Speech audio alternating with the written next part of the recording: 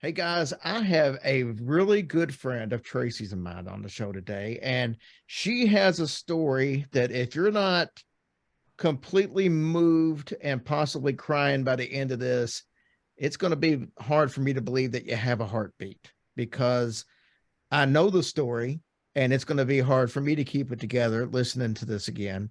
And trust me, I haven't heard every detail like I know it's going to get told today, but it's an amazing story. I've got Mandy Lemon on. Mandy's an author. She's an Emmy Award winning producer. She's a motivational speaker. And I couldn't be more proud to call her a friend. Mandy, thanks for coming on today. Well, now you're going to make me cry. That introduction is absolutely beautiful. Thank you so much. I'm going to be honest with you. I'm a huge fan of you guys. I literally am. You've known that though. So I feel honored to be on your show. You guys are doing really well yourselves right now. Over a million. Is that what I saw the other day? $1 million Well, downloads? we're getting ready to hit 20 million. So, Oh, but we get 20 we million. Honey, I knew it was over 20. How embarrassing is that? 20 million. I'm humbled, to be honest with you. Now I'm nervous. 20 million. My goodness. Oh, my goodness. But thank you for having me. We go back a long, long way. We go back probably 15, 20 years. Yeah. It's Well, been a while. I want to say this.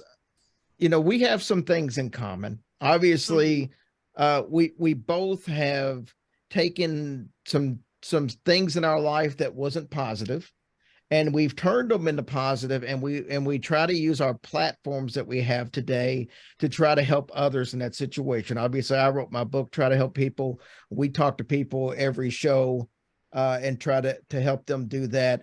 And I came from a very stressful job that I absolutely hated for years and years and years, working my tail off, working all hours of the week, not having much time for family life. You were in a similar business that just demands you to be available all the time, pretty much seven Hmm. days a week, because you're working with customers and clients, and they want what they want. And you now get to uh, you get to make a living helping people, and that's gotta for me that was life changing, and I'm sure Yeah. the same for you. Yes. Yes, 100%. So my backstory, we'll get to the craziness of my childhood, but I have a degree in broadcast communication, speech communication, to be honest with you. I was going to law school at one point and still may after I got in, but my career that I really, really loved, I loved journalism, but it was super, super stressful. I was coming home and my kids were asking me who died today. So we were sitting at the kitchen table, and my spouse at the time, we just looked at each other and we're like, okay, this is not the kind of environment we want our kids to see. That death, someone being murdered is such so easily for our 6 and 7 year old to just be comfortable talking about. And fast forward, I ended up going into the mortgage business, lending. Thank God I'm not in it now. Interest rates are over 7%. But I did 125 units, mortgages in 1 year. In 1 year, and so I didn't have a break. So I would go on vacation with my family. We went to Destin, Florida, and we're sitting there, and my spouse at the time rolls over, and it's 4 o'clock in the morning, and I'm working on a loan because I hate disappointing people. Maybe that's why I was good, and I'm super organized. So, but I agree. Sometimes that rat race, the Benjamins were fun. I'm not going to deny that. It was so much fun having the money, but it led to a complete and utter when I look back on the things that led to what we'll get into as our story is, what my working 24/7 and leaving the house at 7 o'clock in the morning and then bringing home. So listen, moms, dads, to this.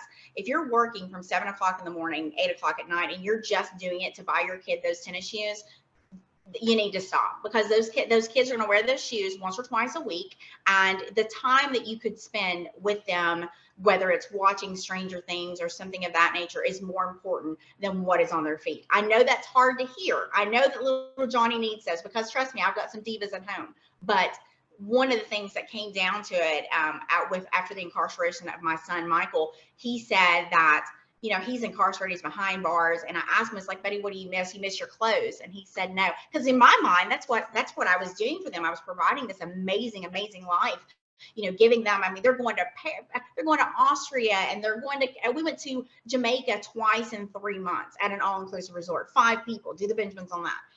But you know what he said? This kid's incarcerated. And of course, you think things differently when you hear that clink at night. But he said, I just miss spending time with you.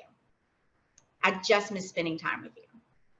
And that broke my heart because, now, I mean, we talk daily, but there's a difference in me being able to say, hey, bud, take out the trash, because instead of the way I was saying it at the time, because I was in the rat race and I was like rushing through dinner, everybody hurry up, we got to eat, or I would be sitting at dinner taking calls.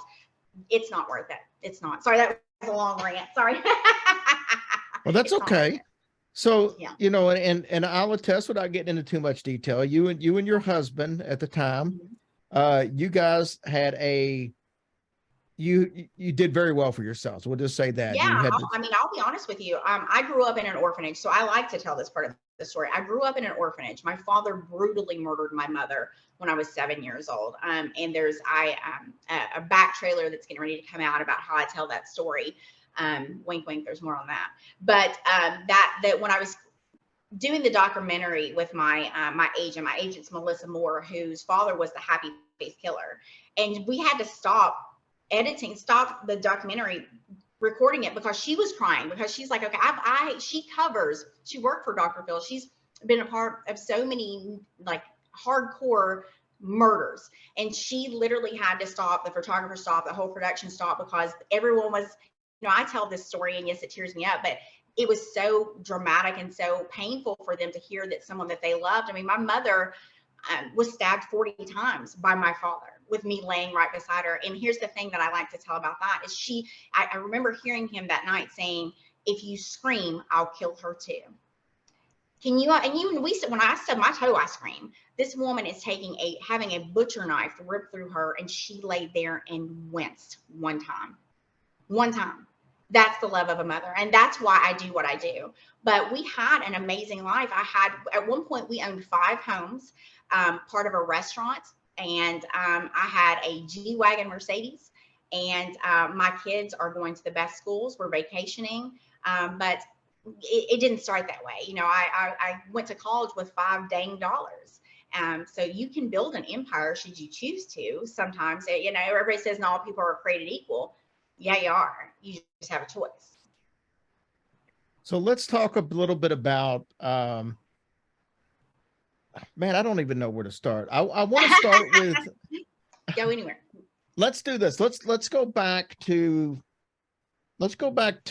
you guys had foster children. Yes. Because you grew up in an orphanage. So that was a situation that was near and dear to you guys.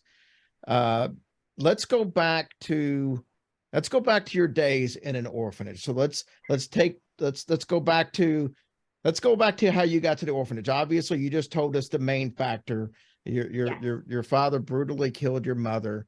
How did you end up in an orphanage as opposed to, say, a grandparent or something like that? Well, the blatant aspect of it is no one wanted the little mixed girl whose black father had killed their white mother in the 80s and in the mountains of Eastern Kentucky. I recall a very poignant conversation with my aunt years later where she said, I just couldn't look at you. You were a constant reminder of the man who took my sister. The man who took my sister. So I've carried that weight. When I look in the mirror, I see both I have pictures of my dad. I see my dad. I really have his facial features. I have my mom's body, but I look like my dad. And I remember her telling me that I'm sitting there at the children's home and asking her, as we come on Thanksgiving, some kids would get to go with families for Thanksgiving, and I was the only one no one was taking. So I don't want my kids seem like I was mistreated, but so no one would come get me for Thanksgiving. So I'm 14 in high school, and I just wanted to just have a regular Thanksgiving. So I called her, and she'd remarried, and she said, I can't see you. I don't want to see you. So there was a span from the time I was about 7 years old until I was 13, 14 years old that none of my family was in contact with me because of what happened with my mother. So I deal with that. I'm sorry. How old were you when the murder took place? It was June 21st, 1986. I was 7 years old. Okay. So okay. For my as you deal with trauma, and if you've read The Body Keeps the Score, I highly recommend that book. As I deal with my trauma and continue to work through PTSD, one of the things that I really, that continues to rear its head, and I hope this resonates with folks, is the things that are said to you sometimes as a child have stuck with me. So I would pray at night. I'm gonna get bashed for this, but I hated being mixed when I was I hated because my dad, and people were always telling me, oh, you look like your dad. You're a reminder of what happened. Well, my dad's a murderer and a rapist. He raped me that night.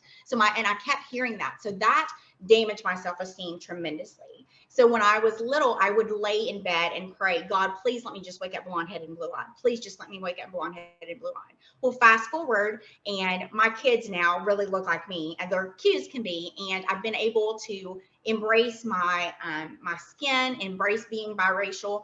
But the mountains of Eastern Kentucky were not kind to me.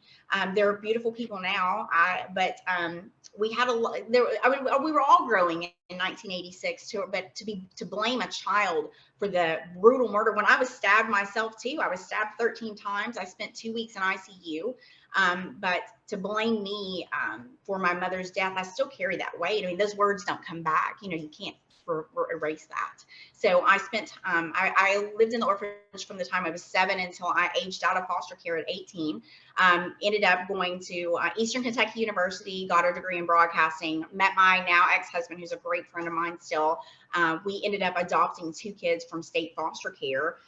One when he was 3 and the other when he was 3, about 4 years later, and had a great life. And then one night, we started noticing that my son, so please take note of this too. We started noticing that my son, who had a lot of cash on him, and I was thinking, okay, my husband's giving it to him, I'm giving it to him. And then I found baggies in his dresser. I've never told this to anybody, so this is new. And we found baggies in his dresser. And I spoke to my ex-husband about it, and we kind of just, I guess, being naive, both of us, ignored it. And then later found out that my son was like running major drugs. And in my house, like you can say, okay, you should have noticed that, but this kid was still coming home for dinner. He was driving his car. His grades were horrible, I'll be honest, but he never was a good student.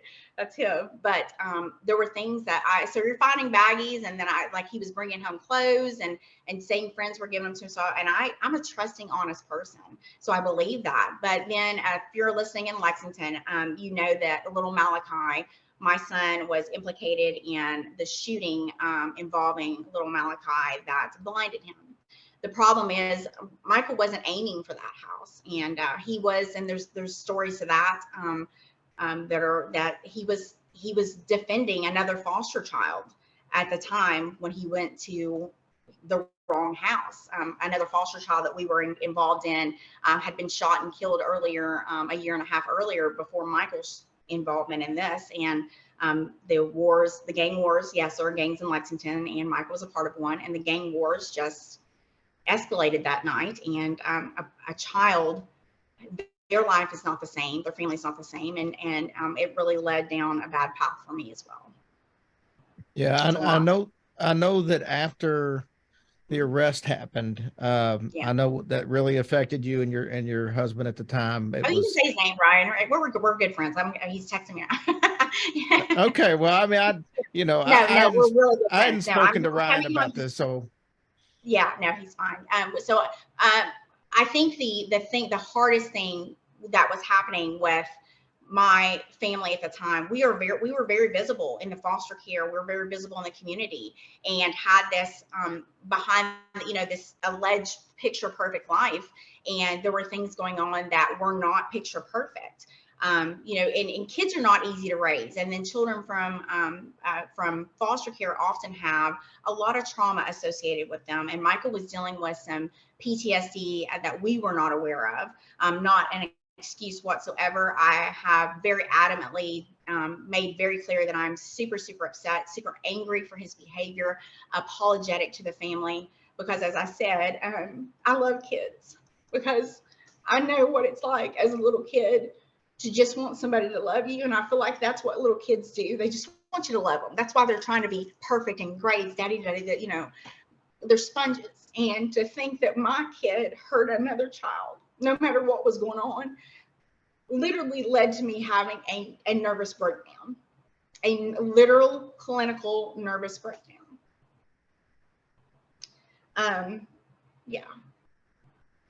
Well, obviously, like I said, I know it was tough on you and Ryan. He physically went on the radio and broke down talking about it, and then of course you've got all the stories in the news. I mean, you couldn't get away from the story. So that's got to be even tougher, because now you're dealing with a child that's arrested, that you're dealing with that side of it, but then you're also dealing with, you understand how the parents of the of little Malachi was dealing with. And it's I can't imagine being in that situation, and I'm glad that I haven't had to be, and I'm sorry you guys had to go through that. And But as I'm sorry for Malachi's parents as well. absolutely, absolutely. And one of the things that I believe as we transition to the good stuff, I believe that nothing you go through is wasted. Everything, when I look at where I am today and my social media aspect, the podcasting that I do, the TV show that I do, I think about nothing you go through is wasted. It may feel like hell at that moment. And trust me, I mean, there was a point I stood on, I live here in Tampa and outside of Tampa now. I came to Tampa. I was so out of my mind. This is in my book, The Fostered One. I was so out of my mind. I arrived in Tampa. I knew to fly first class. Let me tell you, I like to point that out. I did fly first class, but I landed in Tampa and came here with nothing. I had my purse, I had my ID, and I was so out of my mind. And if you can compare that transition for someone who's lost their mind, for someone who was doing, I mean, over 100 loans a year, mortgage loans, closing mortgage loans, to the fact that I flew here, that's how devastating and how out of my mind that I was, because of, I mean, I literally had a clinical nervous breakdown. I was hospitalized, got on some great medication, started doing the things that I used to do. I started taking care of myself. And recognizing that a lot of things that had happened in my life were not my fault. Now, I take blame for several things. I used alcohol as a coping mechanism in my relationship, and I was not always the perfect wife. I was not a good person to dealing with the trauma from the past and my coping mechanisms, and being, a full-time mom and trying. I mean, there's no excuses when you look at it, but there are reasons for behavior. I like to say that there are no excuses, but there are reasons for behavior. But what ended up happening is I got on the right medication, found that I loved it here in Florida. That's where I moved here. I still have a son in Kentucky, but the overall theme that was in my life and I kept seeing is that I had a story to tell. So when I would tell someone my story, it would resonate with them, whether it was the infertility, and I make sure I'm saying that infertility that we went through, not having children. Women don't like to talk about that, and neither do men. I mean, there was that, and then there was just the amount of people who are raped that don't tell that problem, that dealing with that, and then just being in the public eye. Everybody's in the public eye these days. Everything that you post on social media, someone is ripping you apart.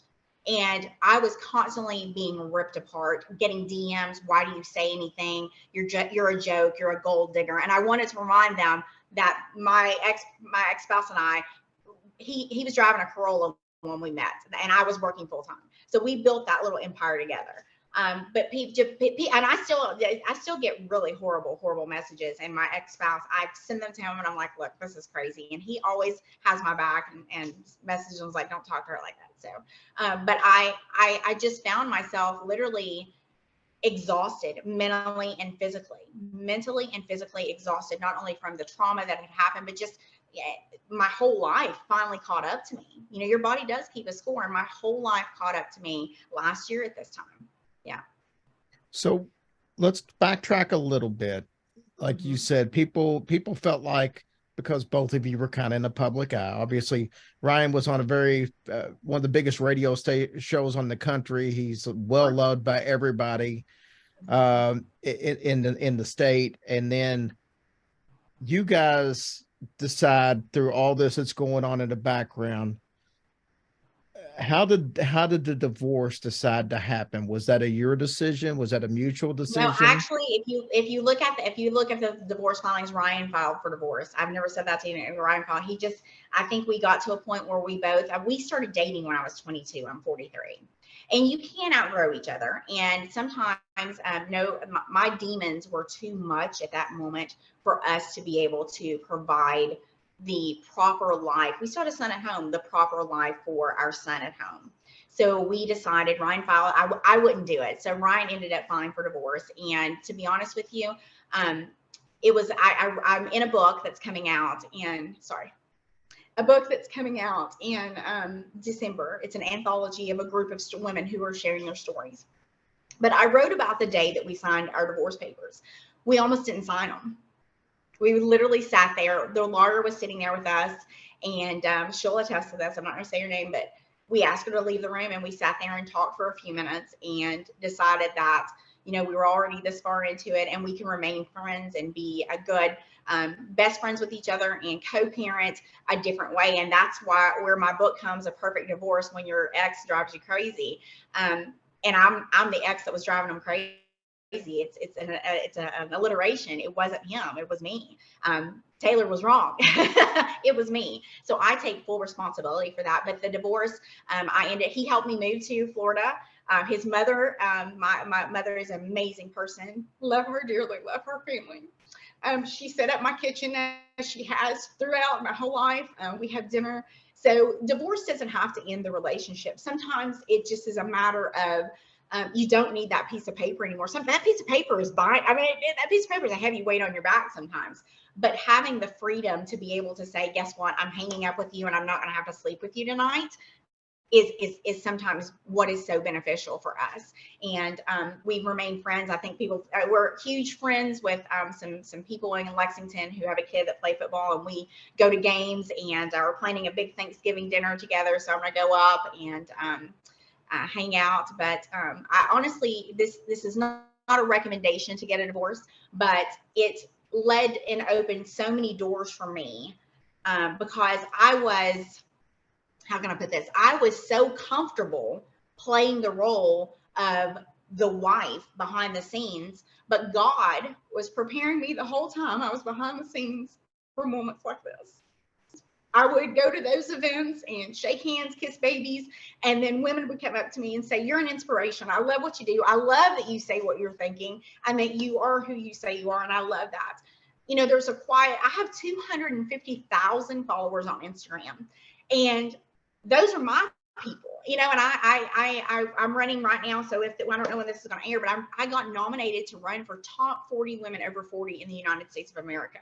And I've asked my ex-spouse, I'm like, are these your people that are doing this? And he's like, no, these are your, I didn't believe in myself. I didn't believe that I had enough by myself, but God was preparing me the whole time behind the scenes for me to have this little world that I have now, whether I'm podcasting or public speaking. I spent a week ago, I was a speaker in Boston. So I don't know if you guys, I travel a lot. I've got so many speaking engagements coming up. I went to California, was on Access Hollywood. So that's super, super cool. But nothing you go through is wasted. There's a reason for it. You know, and I say this a lot, but you know, we have a lot in common. And, Yes. you know, I was that spouse in the relationship that was driving my ex crazy and forced her to have to do what felt was best for the family. And, you know, now we're fantastic friends. We do stuff all together, you know, and we go to football games together, and we, you know, go to cookouts together. We just got back from a huge birthday party together for my grandson this past weekend. And, you know, so yeah, it can work out through divorce. Yes. And, you know, it's funny, you know, I was, she remarried shortly after we split up. So they've been married for 25 years or so. Wow. And I've been married to Tracy for a little over 15 years. And, Yeah. you know, Tracy talks to her all the time. And I mean, she said something the other day, she told her she loved her. And she said, do you think it's weird that I told her that I love her? And I said, no. Then she said, do you think she thinks it's weird? I'm like, no, because we've all known each other so long that we've just got that, you know, we're like, you wouldn't know that we were ever married. It's just like two great sets of friends that hang out together. I mean, I love her husband. Like, you know, he's a great guy. And I mean, you know, I thank the world that he stepped in and became a good father to my kids when I wasn't there. So yeah. I appreciate you saying that, because I think one of the things that we miss sometimes in divorce, and just even if you're having a major breakup, you decided, just like I did. I mean, we had children. I'm not throwing away a person who knows all my secrets and my friendships that are involved in that and linked all in that because of a piece of paper when it comes right down to it. I mean, we would still be, I mean, if we would still be friends if we didn't have it. I mean, it just worked out better this way for us.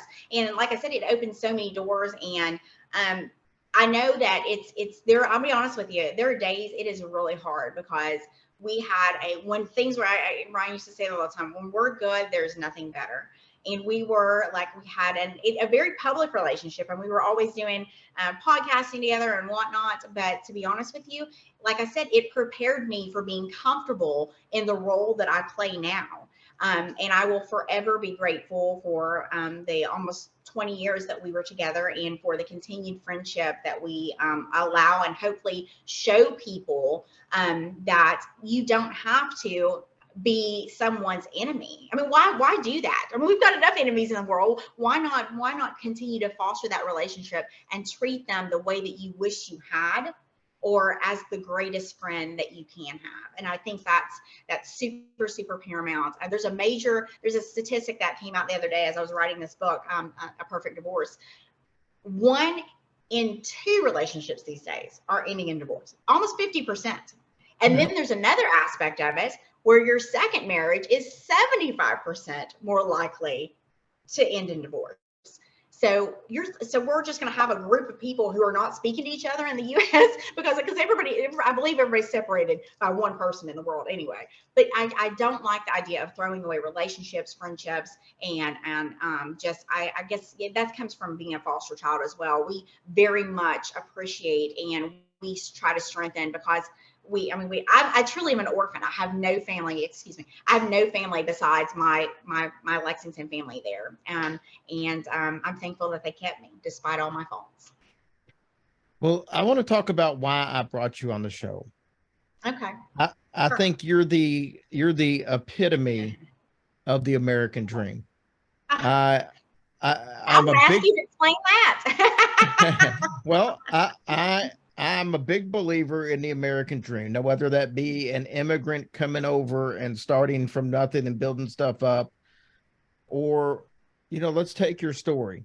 And I'm going to really put it in a nutshell, but you've got a biracial child in the 1980s. And, I thought about this when I was in high school. I graduated in 1986. Okay. Uh-huh.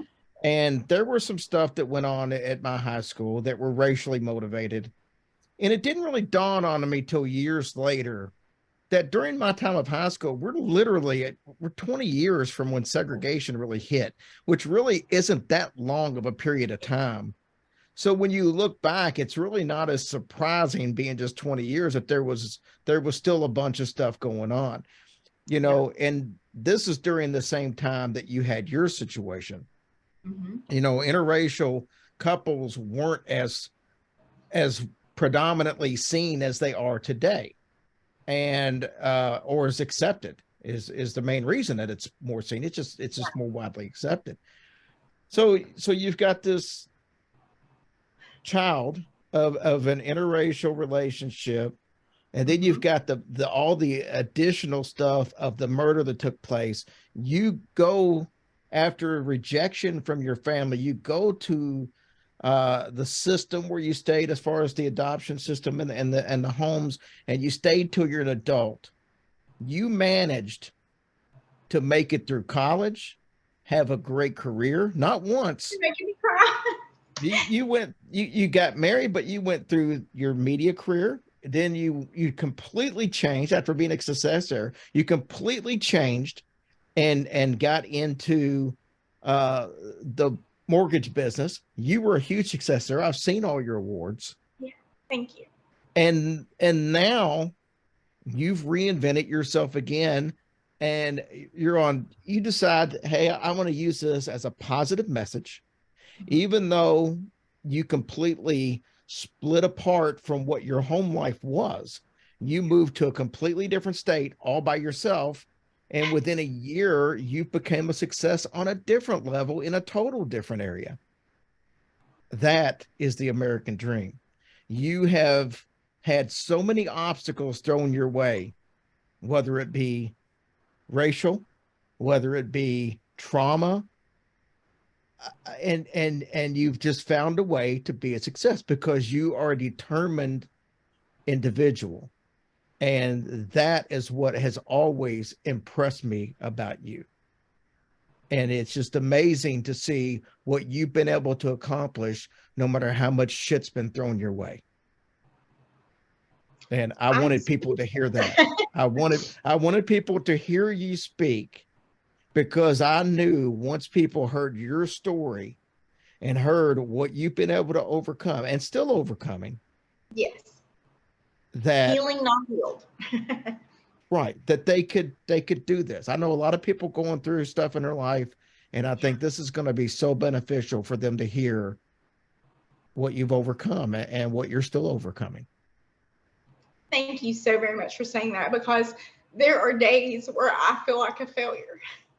There are. And you got me crying again. So there are days I feel like a failure, but I am humbled by what you just said, completely humbled.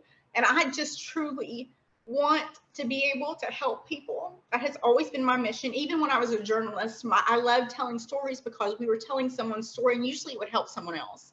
And then as a loan officer, I dealt primarily with low to moderate income people. So anybody who made LMI, just first time home buyers, and you know how stressful that is. And I loved it. And that was my forte, and I loved helping people. And now as I am transitioning and continue to work in this arena as a motivational speaker, as an author, and as a social media influencer, my job is continually to help people. I truly, truly wake up, and before I get out of bed every day, I ask God, my higher power, the source, and I say, God, please let me make a difference in someone's life today. Whether it is simply, you don't know, that's the smile that you are giving someone. You know, we're all in, as we head into the holiday season and the hustle and the bustle, just a simple smile, or just saying, hey, you know, after COVID, everyone was so afraid to speak to anyone. But I make it a point every day to try to, whether I am, you know, I had a friend tell me that I didn't need to air all my dirty laundry on social media the other day. Like somebody, like in a group, in a chat, we were talking about that. And I quickly, you know, I gathered myself and I thought about it, because I didn't want to say it offensively. But I quickly said, if we don't share our stories and we don't share our dirty laundry, someone may not be here to talk about or talk to, because this this perfect life, you know, I lived for years trying to, I wouldn't let my kids go. We had a saying in our house, you don't go to the house unless you look like you've been out of a magazine, because I had that image in my head, like we all do, because it's on social media, and we pretend like everything is okay and it's perfect. When I was standing on that bridge in Tampa getting ready to jump, part of the reason I was getting ready to jump is because I wasn't perfect anymore. I didn't have that, you know, I didn't have that, what I thought was needed to be the perfect life. But I challenge you, and everyone listening, as you go through the holiday season and as you go through 2023, right now is when you need to be setting your goals. Like I said, as a motivational speaker, and I also work as a coach, when you're setting your goals, don't make them just monetarily, make them spiritual, make them something healthy. I've lost 100. I was featured in a magazine, Black Women Losing Weight. I've lost 130 pounds, and no, it wasn't a divorce diet. It was something I started years ago. But then when I honed in and realized what would be healthy for me, I mean, you don't have to, your mess is your message. Share your troubles. And I mean, don't bash people. I've seen some chats and stuff, you know, people bashing spouses and whatnot, but not that. But you know, it's okay to say, guess what? I'm not having a good day.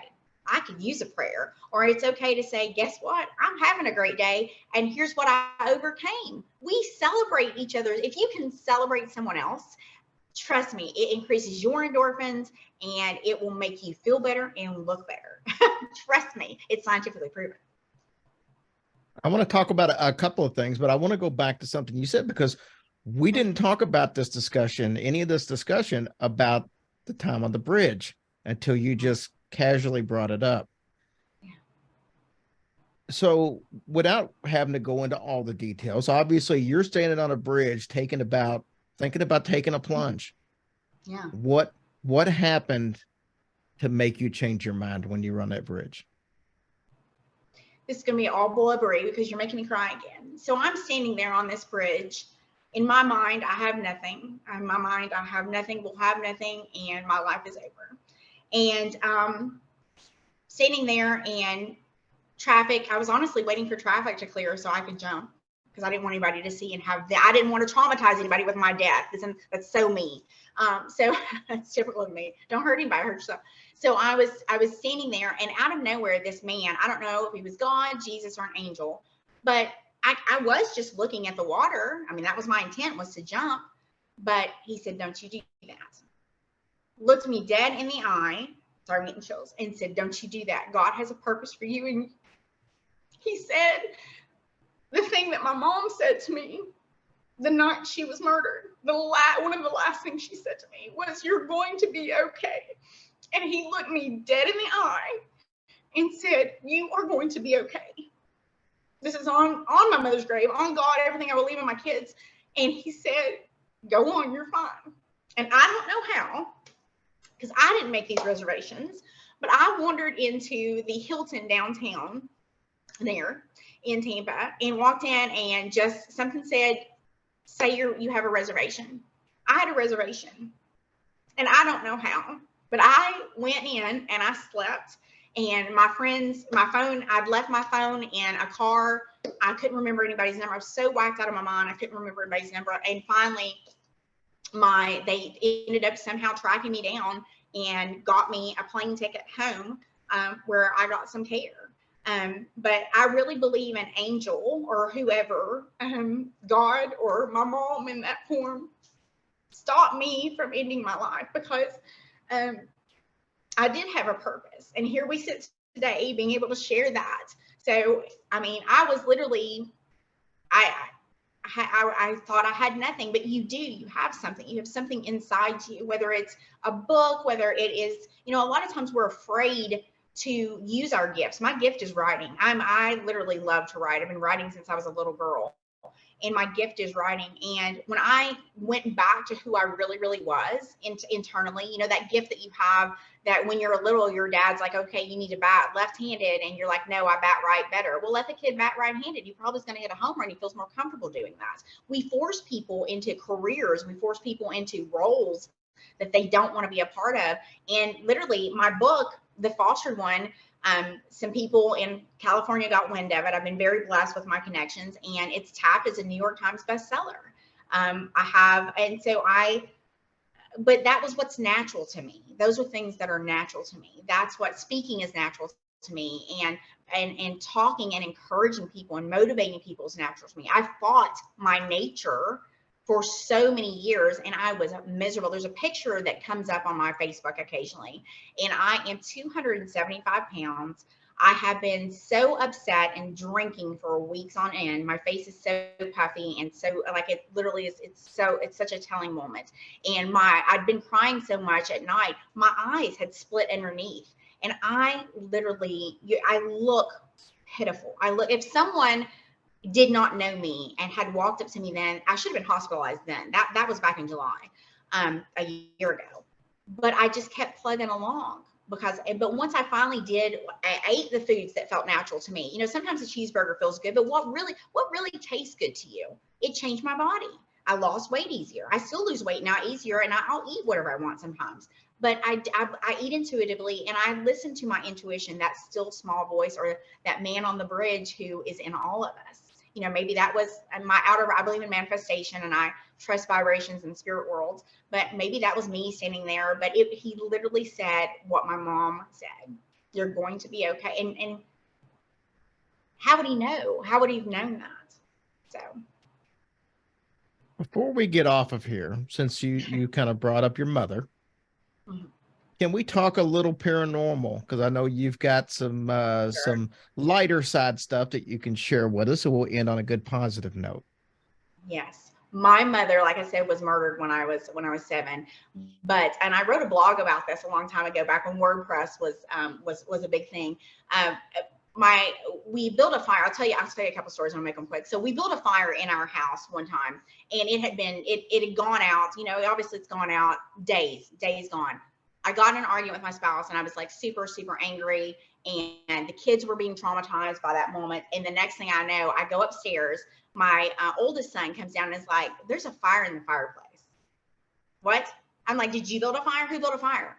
No, this thing just rebuilt out of nowhere, just out of nowhere. But the cool thing about that is that child was like the one that was super, super upset. And when he was little, I swear, and he'll tell you this, my mother, I believe it was her, would come play with him in our old house, play toys. And he would be up there having full on conversations. And I'm sure you've seen kids having full on conversations. And we finally asked him, "Who are you talking to?" And he described my mom. Blonde headed, blue eyed, tall, really, really nice, just a super. He said, and he kept telling, because my mom had really long legs. He said, "She's got really, really long legs." And that's kind of what people knew about my mom. But the most recent thing is I live here in Tampa. I'm literally in a brand new apartment complex, like brand new. I'm the first person to live here. But I've been a little stressed the last month, completely stressed. And I've just asked for the spirit world to send me signs that things are okay. Well, I didn't mean this. Let's y'all, if y'all are listening, please change your appearance. But so recently, my smoke detector, random times, will just go off. And the most poignant of that is we had just had Hurricane Ian come through here. Well, the night I flew home from Kentucky, flew here and was going to fly back, but going to drive back. Well, I'm laying here, my smoke detector starts going off, and it's like 2:00 in the morning.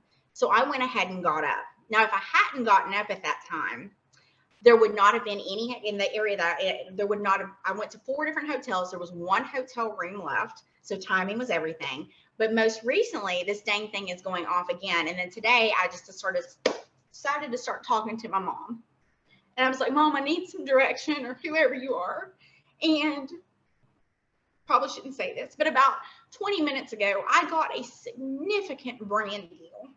A significant that is going to not only change my life, but the lives of the people that I love. But had I not been up the other night with that dang smoke detector going off and sent 1 email, and after I sent the email, it stopped. I swear, this is on my mother, on God. But I truly believe that you can ask your guides, your spirit guides, to be there with you. I hope that she's done with the smoke detector, because that really annoys my dogs. They're going crazy. I hate that. So, but they're there. The spirit world is. I mean, there's so many stories I could tell you like that. My ex-spouse, she would hide his keys if he'd get mad at me or something like that. Hide his keys, and literally he would go back and look, and they were like, "Okay, I didn't touch them. I don't, and I'd leave. Okay, they're there now." So, I mean, there's so many numerous things like that. Or just our other son, Michael, that was incarcerated, had the same experience. I mean, he's 3 years old and playing with my mom, and so has, I mean, they've all been able to have some sort of encounter with her, whether it is just through her playing with them, or the one of the fun things that they would say is that she would, like, turn their lights on and off, and they would think it was the other person doing it. And I'm like, "No." So she conducts through electricity. But I'm very thankful to have those experiences. For people, it freaks out. It doesn't freak me out. I am very spiritual. I believe in vibrations, manifestation. And even my dog that I have is a manifestation. I've been begging for that damn dog for years and years and years. And a lady out of Winchester, God bless her, she's amazing, found out I lost my other dog, and I did a little snippet of it. I took a picture of the dog that I had been asking for, manifesting, and it's him, my dog that I have now. So manifestation's real. I believe in that. Neville Goddard's my hero. I trust and believe. I have a list of 10 things that I wanted to do, and I'm checking some of them off. So I believe in that too. Yeah. So just to clarify, the deal that you had presented to you today was a direct result of the 1 email that you sent the other The night. 1 email. And the deadline, and I didn't even know about the deadline, but if I had not submitted it because of the I couldn't go to sleep. It's chirping. So I got up, got my laptop, did a little work, sent 1 email that I'm so humbled by this. That is going to literally, you talk about generations. It's going to change generations. And I can't really go into it because That's fine. I'm super, super excited to be able to, it'll be on my Instagram. It'll be on my Facebook, it'll be on my TikTok, but I'm super, super excited to be able, but if I had not if the spirits hadn't connected with me and I'd sent that 1 email, and I promise you, after I sent that email, I'm looking at it right, after I sent that 1 email, it stopped and I went to sleep. And then here we are about to make some major differences in a lot of people's lives. We're talking to Mandy Lemon, She is an amazing individual that I'm proud to call a friend. Mandy, how can everybody keep track of what you've got going on, which is numerous things right now? I know I'm everywhere. The best way is to follow me on Twitter or Instagram. My Instagram is Mandy, A as an apple, lemon, and there's a D on the end of it. Or my Twitter is Mandy Lemon, TikTok Mandy Lemon. Just honestly, just Google me, follow me. My phone number is also readily available if anyone is ever in a position. And I'm sincere about this. I've had people call me this. I've said this before. If you are ever in a position where you feel like ending your life and you feel like you have no one to talk to, or you just literally need advice, I've been shit show. I have, and believe it or not, I'm pretty good at giving advice. I don't take my own sometimes, but my phone number is Googleable. Give me a shout, a text, TikTok, whatever. I know that there's something in you. You got this. And that's Mandy, Mandy, Lemon, Lemond, Lemon with a D on the end. Mandy, thank you so much for coming on. We've been talking about possibly doing this for a while, but I thought the timing was right. And here's why: because even though we talked about it a couple of weeks ago, you posted a video the other night out at a park and with a van. Can you rehash that real quick about what that was all about and what your message was for that, and then we'll end on that. Yeah, so I walk in the park. There's a park about half a mile here from my house, and my dogs are wild as can be. So I walk them in the park, and I started noticing I've been walking here for like 3 months. I kind of picked back up my exercise for about, and so I'm noticing this van. This van is there, just there, and I realized this person lives in the park, like lives there. The van is there, and they live there. So something I didn't say in that is I started like leaving food on the car, which is dangerous with squirrels. But I would make sure by the time I'd walk back around, they'd gotten the food. So there was someone living homeless in the park, and I was homeless as a child, and we're so quick to judge the homeless, and I thought to myself that very well could have been me just months ago. So I'm asking you to extend grace to people who you may not know their situation. Just follow through and show grace. I mean, I truly, truly believe that's one of the best qualities that I have is I'm very graceful for other people and don't judge immediately. So I'm asking you to do that. You got your listeners, just show grace as we go into this holiday season and throughout the year into 2023. Let's make that our mantra, is that we're showing grace not only to others, but to ourselves. You also gave out a little we'll say kind of an enticement to Yes. for taking your kids shopping. So Yes. tell me about that. So guys, what I'm doing with my kids this year is I usually, I mean, Christmas is a pretty big holiday for us. I mean, I love it. But what I'm doing is, instead of me buying my kids their list or things that they don't need, do they really need that extra? I use this analogy. We don't need the extra pair of Nikes or Yeezys or Jordans or whatever we're getting. They're fine. You can wait till after the holidays, but someone may not be able to do that for their family for the holidays. So I'm asking you to pay it forward, whether you buy somebody's groceries, buy somebody's coffee, but I'm challenging parents, in particular parents of kids, boys who play basketball, to buy another kid a pair of tennis shoes. That's my challenge. Nice. And that sums up who you are in a nutshell right at the very end of this. Mandy, thank you so much for coming on and sharing your story. I know it's not easy. As much as you do it, you can still hear the pain and anguish in your voice. Thank you. Thank you so much for having me. I wish you guys a great season, and I look forward to being back on anytime you need me. All right, babe. Thank you so much. We love you. Bye. Love you too.